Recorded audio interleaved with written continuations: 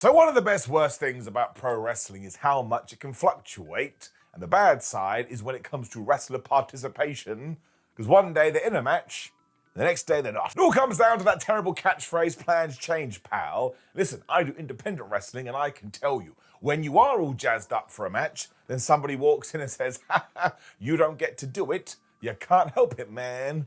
Makes you feel sad in your tootsie toes. So it does mean, who should we send some love out today? And my name is Simon Miller, and even though they probably don't want me to do this, I'm going to do it anyway.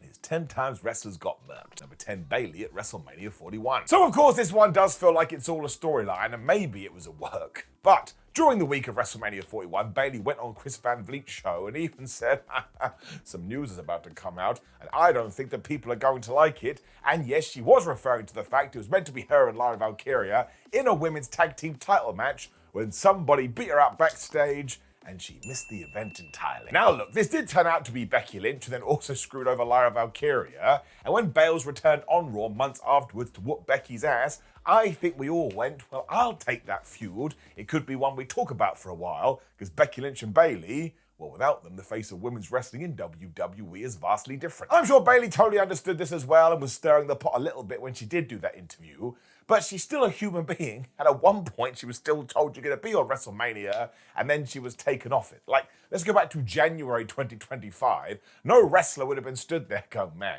I really hope I pretend to get booked in a match on the grandest stage of them all, and then it gets taken away. Like, how many times have we heard this? Some wrestlers wait all year for that moment. It's just a bit upsetting. As we are here as well, let's make sure we do sing Bayley's praises, because she is crazy underrated.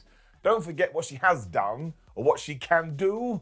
Bayley is great. Number 9, Kevin Nash at Night of Champions 2011. So after appearing to align himself with Triple H, Kevin Nash got into a program with CM Punk. Now listen, if you were working back in 2011, you know that all of this was really weird, and you often woke up and checked yourself to ensure that you hadn't accidentally digested some drugs. As we were building to the big event though, and yes, this match had been advertised, it turned out that Nash wasn't actually medically cleared because he had some sort of a heart issue, and he was on some sort of medication or needed medication, so the WWE medical team had said, yeah, you're not going to be allowed to participate into this match. Now listen, there's nothing more important than your health and happiness. Wrestling is the most important of the least important things. But it did make us go, well, surely they knew that beforehand. This didn't come on yesterday. So what the flub are we doing? It was also a massive shame because, of course, Kevin was headed towards the end of his career, and no matter what you think about him, he was a legend, which is when Triple H tagged in. He put his COO-ship, whatever you want to call it, up for grabs, which meant he was always going to win, and he beat CM Punk soon after the Summer of Punk in 2011. This is when we look off into the distance, because now we most definitely know in hindsight, this was not the way to do it. A lot of fans were pissed. Number 8, Bianca Belair versus Sonia Deville at Backlash 2022. Or WrestleMania Backlash, to be precise, because their marketing guy woke up one day and went, oh my gosh, I'm so worried Backlash isn't going to make the same money as WrestleMania. I know what we can do. Push our hands together. Stupid. However, we did find out on the bump, I believe, that it was going to be Bianca Belair versus Sonia Deville. And actually, this was quite a good opportunity for both. Bianca wasn't the star she was today, and Sonia Deville was always deserving of such opportunities. So it was a bit like, well, if they could cook on pay-per-view, who knows what the future holds.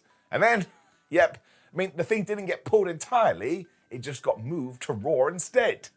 What? Now, this particular episode of the Monday Night Show was happening in Knoxville, and given that Belair was from there, I guess that somebody had gone, well, should get a good pop, and I can understand that.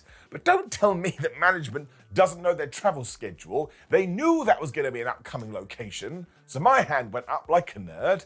Why did you announce it for Backlash? Now, we did trigger full-on conspiracies because we can't help ourselves, and once again, let's go back to what we just said. Bianca Belair was totally fine, but Sonia was never, ever, ever given these opportunities we talked about until 2025 came around and she was released. Now, listen, I'm not saying anything would have been different if we had allowed this to have gone down, but at least then we would have had more information. So this one just feels a little bit crap. Like, whether it's true or not true, everybody from Wrestlers 2 fans have decided, well, if a match happens on pay-per-view, it's more important.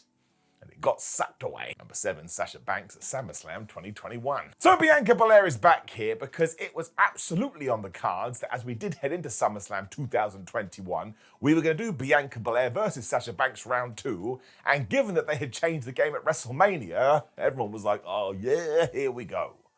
I hope they didn't make that noise. What was wrong with them? And then, it's another one, it just didn't happen. And even the New York Post caught up with Bianca and said, oh, can you tell us what happened there? And she said something along the lines of, I don't really have an explanation for that. So as you've already figured out, the internet went wild to try and figure it out too, and they couldn't do it. All of a sudden then there were rumors of a backstage problem or maybe even a COVID thing, but this was all speculation at best, which is why sometimes you should just put your best foot forward and tell people things. So I'm sure it will happen. But Bianca Belair is in WWE. Sasha is Mercedes Moné in AEW. So I'm always talking about this. If you have some kind of a match you want to do on paper and you have the bodies, just pull the trigger, man. Don't wait.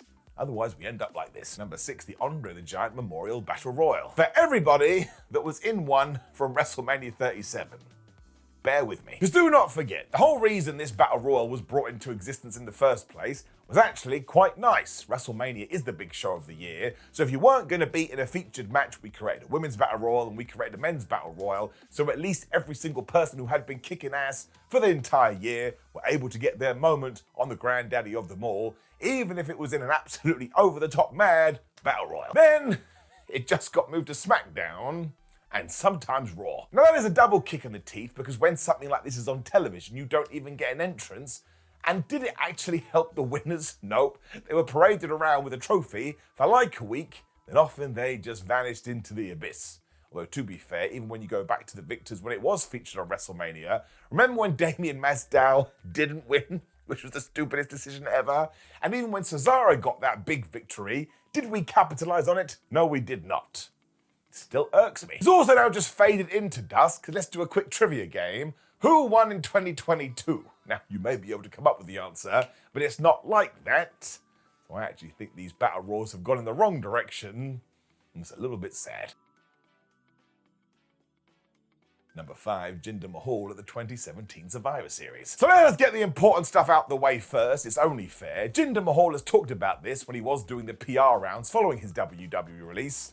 And he doesn't seem bothered about it at all. It's just wrestling, man. Shit happens. The Jinder WWE title run, though, in general is just totally crazy. Because if you weren't around at the time, it literally went like this. Jinder Mahal was an opening wrestler. He was kind of in a bunch of matches that weren't that important. And within 2 weeks, we made him the WWE champion. If we had just built this and gotten Jinder over, everybody would have been fine with it. But it was the speed of the thing. I mean, some people hadn't even been born. Don't know what that means. It just meant the whole thing was an upward battle because the fans were not into it from day one, when we all realized, wait a minute, we're coming up to Survivor Series, and WWE likes to do champion versus champion, and that would mean Brock Lesnar versus Jinder Mahal. We are not in Toto anymore, Kansas. Now, Mahal was definitely given the green light to promote this because he talked about Brock in so many promos when, on a random episode of SmackDown, AJ Styles beat Jinder. And now everyone's like, wait a minute, you started out of nowhere, you ended out of nowhere, what exactly did you achieve? This was only 7 days before the pay-per-view as well, and look, AJ Styles versus Brock Lesnar was so damn good, but let's remember the human side of wrestling. You don't think Jinder Mahal wanted a match against Brock Lesnar? Of course he did. If I were to hazard a guess, it was probably Brock going, yes, I'd rather take on AJ Styles. And because Vince McMahon had given up on his Jinder Mahal experiment, he pulled the plug. Really, I suppose if we are going to sum this up in a nice, neat little package, it's because there was no long-term story planning in WWE in 2017.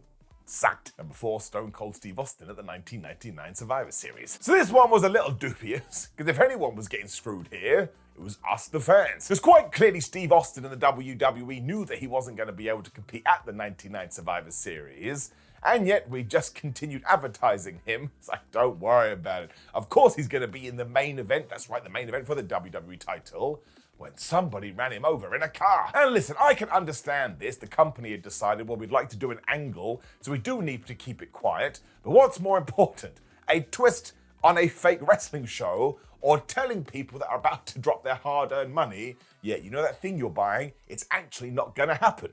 I picked this one. The match in question as well was going to be massive because it was Triple H versus Austin versus The Rock for the biggest prize in the game. And yes, if your brain is in overdrive right now, we would find out down the line it was Rikishi that did this, and he did it for The Rock. The Big Show was also substituted in, and this was nuts. He won the WWE title.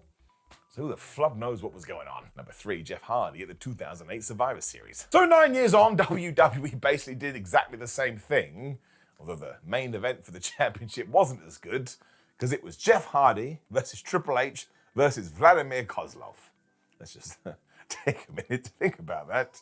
I shouldn't laugh, I'm sorry. What it did do, however, was tell fans, oh my gosh, I think Jeff Hardy is going to win this, because why would he be inserted into the thing when WWE.com, that's right, the official website, ran a story saying that Jeff Hardy had been found unconscious in a stairwell and he wouldn't be able to compete.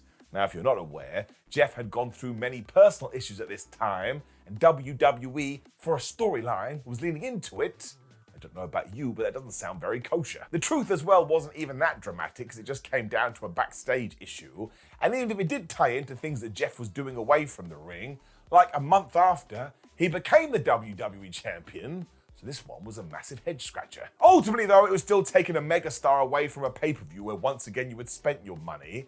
Although this one also created genuine concern. And given that WWE is sports entertainment, I don't think you want to do that. Number 2, CM Punk at Unforgiven 2008. Headed into Unforgiven 2008, CM Punk was the World Heavyweight Champion, which was so damn nuts when WWE stacked the deck against him and said, hey man, at the pay-per-view, you're going to be in a scramble match. Surprise, surprise, he never made it to the ring, because we did that old wrestling trope of somebody attacked him backstage as he was just getting ready, when of all the people, Randy Orton replaced him. So what are we going to do now? Now, the reason for this is totally mad, and I am still convinced there must be more to it, but apparently management had gone, well, we don't really think CM Punk is ready to be one of the faces of the company, so rather than have him lose, or I don't know, screw him out of the championship, he's not even going to compete. There's my nerd hand going up again.